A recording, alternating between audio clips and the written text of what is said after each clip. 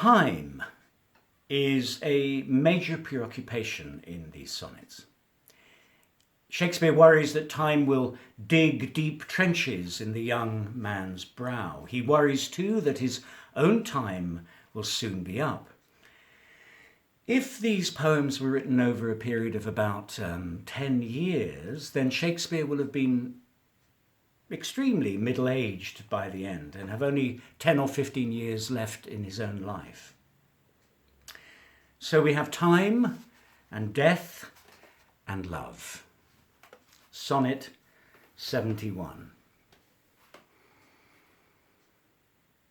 No longer mourn for me when I am dead, then you shall hear the surly, sullen bell give warning to the world that I am fled from this vile world with vilest worms to dwell.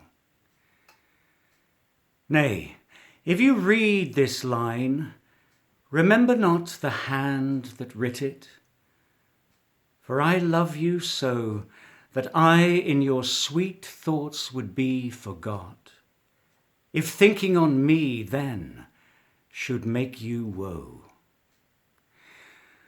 Oh, if, I say, you look upon this verse when I perhaps compounded am with clay, do not so much as my poor name rehearse, but let your love even with my life decay, lest the wise world should look into your moan and mock you with me after I am gone. And 2 sonnets later, he's talking about his age even more explicitly. This is Sonnet 73. That time of year thou mayst in me behold, when yellow leaves, or none, or few, do hang upon those boughs which shake against the cold, bare ruined choirs where late the sweet birds sang.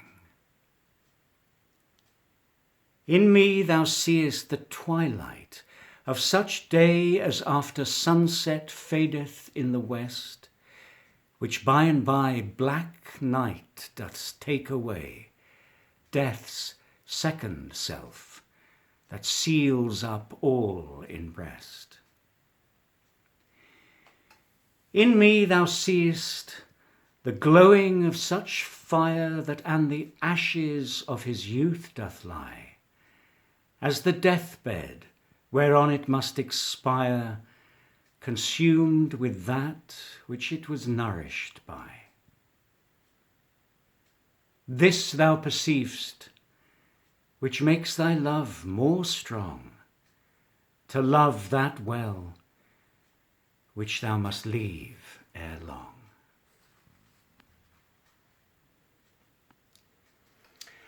So there's a good chance that the young man became his patron, instead of the young man's mother and father, who began this journey. We don't know if this patronage was financial, but starting at Sonnet 78 and continuing on till Sonnet 86, it looks as if another poet is muscling in on this up till now exclusive relationship. Suddenly in the poems there's an alien pen, there's a worthier pen, a better spirit. Shakespeare has a saucy bark, a ship, which is inferior far to his. Shakespeare's a worthless boat. The other poet's boat is of tall building and of goodly pride. He has the proud full sail of his great verse, which is bound for the prize of all too precious you. This is a serious threat. purely emotional or coloured by a potential loss of financial patronage? Well, Shakespeare fights back. He talks about his simplicity, his true, plain words spoken by thy true-telling friend. And he says that the other poet might have art, but his art kills the thing he claims to love. And here is an example of one of those poems about the other poet. Oh, how I faint when I of you do write, knowing a better spirit doth use your name, and in the praise thereof spends all his might to make me tongue-tied, speaking of your fame. But since your worth, wide as the ocean is, the humble as the proudest sail doth bear, my saucy bark, inferior far to his, on your broad main doth wilfully appear. Your shallowest help will hold me up aloft, whilst he upon your soundless deep doth ride. Or being wracked, I am a worthless boat, he of tall building and of goodly pride.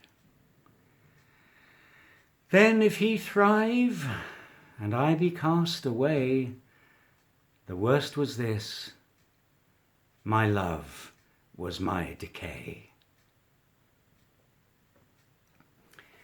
Then if he thrive, and I be cast away, the worst was this, my love was my decay. My love was my decay. Either I was destroyed because of my devotion to you, or you, my love, let me down.